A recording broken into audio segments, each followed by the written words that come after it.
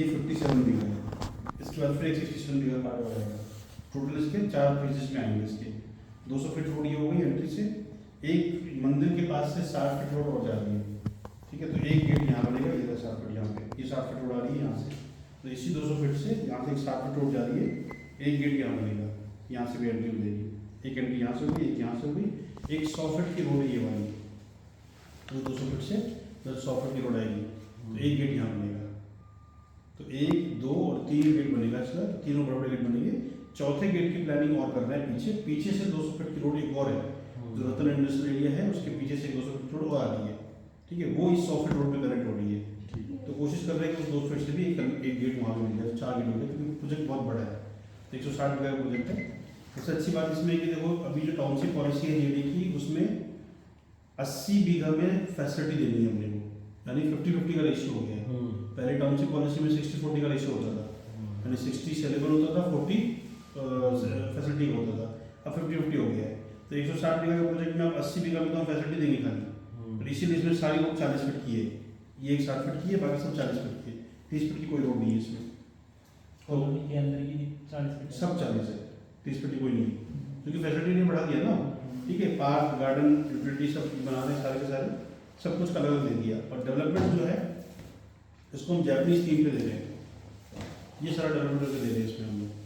इसमें Netflix room हो गया, एक आर्टिफिशियल लेक बना के दे रहे हैं, स्विमिंग पूल भी रहेगा, ठीक है। पब्लिक फैसिलिटी अलग से बना के दे रहे हैं, किड्स पे इसमें खुद का एक रेस्टोरेंट अलग से बना के दे रहे हैं हम लोग, ठीक है, क्योंकि बिलियर्ड रूम्स वगैरह हो गए, इस तरह से मतलब एक लैविश टाउनशिप इसको बना लें। और ये जयपुर ही नहीं है, राजस्थान का एक बेस्ट प्रोजेक्ट बनाने की प्लानिंग है, और यही कारण है कि जापान से आर्किटेक्ट और पूरी जापानीज थीम पे बना रहे हैं इसको, क्योंकि 80 बीघा बहुत होता है फैसिलिटी देने के लिए, 80 बीघा कम नहीं होता है। ये 80 बीघा में लोग रहेंगे और 80 बीघा में फैसिलिटी है, अब उस 80 बीघा में मान लो 40 से 50 बीघा आप रोड पे चली जाएगी, फिर भी 30-40 बीघा ऐसी है जिसमें सिर्फ फैसिलिटी रहेगी, तो 30-40 बीघा कम नहीं होती है, 30-40 बीघा पर टाउनशिप बढ़ जाती है, तो बहुत जमीन बहुत है। इसमें हम लैंड और भी ऐड करने की कोशिश कर रहे हैं, ठीक है। इसके पास में ही 100 मीटर आगे ही एक प्रोजेक्ट और है हमारा नॉलेज पार्क के नाम से, वो भी 100 बीघा है, लेकिन उसका 40 बीघा बिक चुका है, 60 बीघा उसमें भी और है, वो भी लॉन्च होगा, वो भी दिखा दूंगा अभी आपको मैंने। अब नॉलेज सिटी क्रॉस करने के बाद उधर एक जैसा सिटी है, 40 बीघा होगी, वो तो मिल चुके हैं, वो राजस्थान में।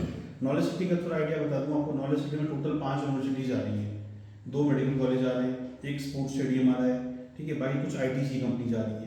ये टोटल 1800 बीघा में प्लान है ऑलरेडी, जिसमें से एक यूनिवर्सिटी जो है पिरामिड बन चुकी है, जिसका सेशन अब स्टार्ट होने वाला है विद इन अ मंथ और 2। उसका 5 ब्लॉक है, एक ब्लॉक में सेशन चालू हो जाएगा अभी।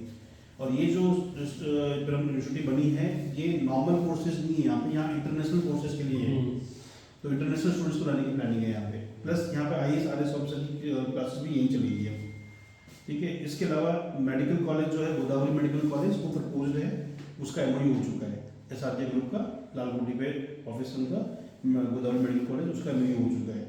एक महाराणा प्रताप यूनिवर्सिटी, उसका MOU हो चुका है। राजस्थान रोड से जमीन ले ली है यहाँ पे नॉलेज सिटी में सामने, जो स्पोर्ट्स अकेडमी बनाने वाला है, क्रिकेट स्टेडियम बना रहा है यहाँ पे, ठीक है। तो इतने सारे डेवलपमेंट तो आज की तारीख में हैं, बाकी और भी डेवलपमेंट इसमें होने वाले हैं। तो कुल मिला के नॉलेज सिटी, यदि आपने हैदराबाद का नाम सुना होगा, हैदराबाद में नॉलेज सिटी जो डेवलप हुई है, उसी को कॉपी कर रहे हैं यहाँ पे, ठीक है। और यहाँ पे हाईटेक सिटी, NRI सिटी, ये सब है।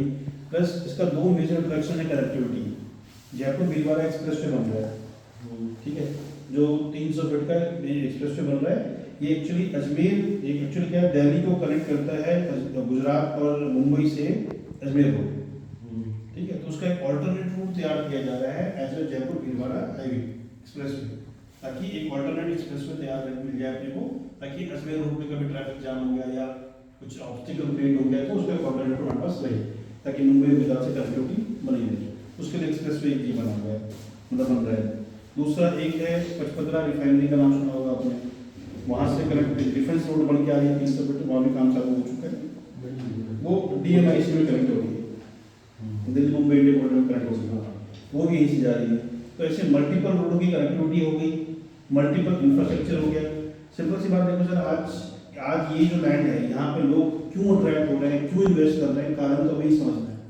तो सिंपल सा कारण है कि सर देखो 3 कारण है जिसकी वजह से प्रॉपर्टी ग्रो करती है। एक तो अपनी कनेक्टिविटी, दूसरा इंफ्रास्ट्रक्चर और तीसरा पॉपुलेशन। ठीक है, और नेक्स्ट पार्ट यदि हम जाएं तो क्या कहता हूँ उसका टर्मिनल डेवलपमेंट और लीगल जो टाइटल वगैरह है वो सब तो क्लियर है ही अपना। तो इंफ्रास्ट्रक्चर इतना बड़ा हमारे सामने आपके सामने दिख ही रहा है, 1800 का इतना बड़ा इंफ्रास्ट्रक्चर है।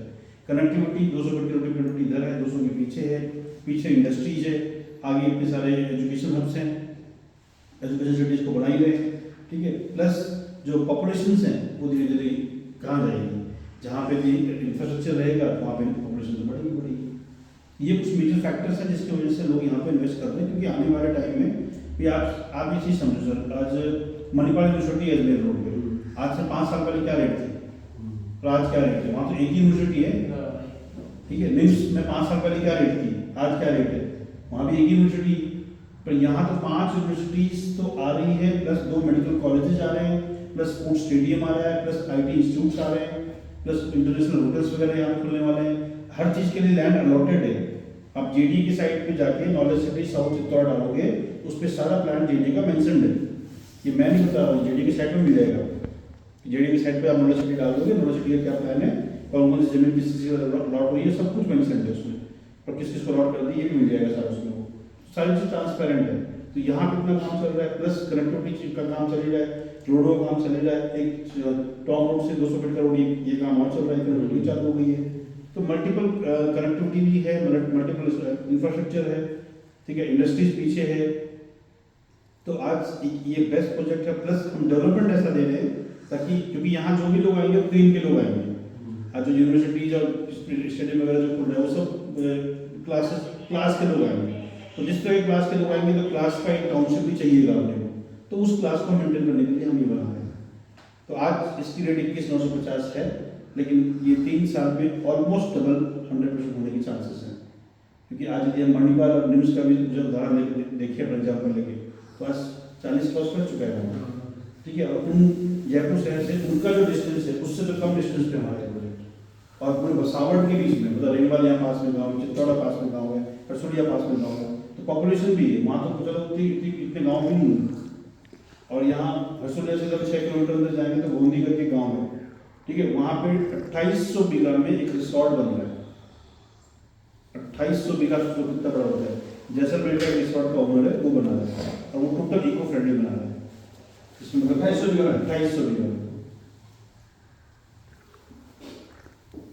वो मतलब काम चालू कर चुका है। उसके पास 100-150 गायें हैं, 100-150 भेड़े हैं, टोटल इको फ्रेंडली, खाना फूड वूड सब कुछ फ्रेंडली। कुछ पार्ट उसका शुरू कर चुका है, वहाँ CM वगैरह जाते भी हैं, और गाड़ी अंदर नहीं जाती, पेट्रोल डीजल गाड़ी अंदर अलाउड नहीं है, only electric, total eco friendly.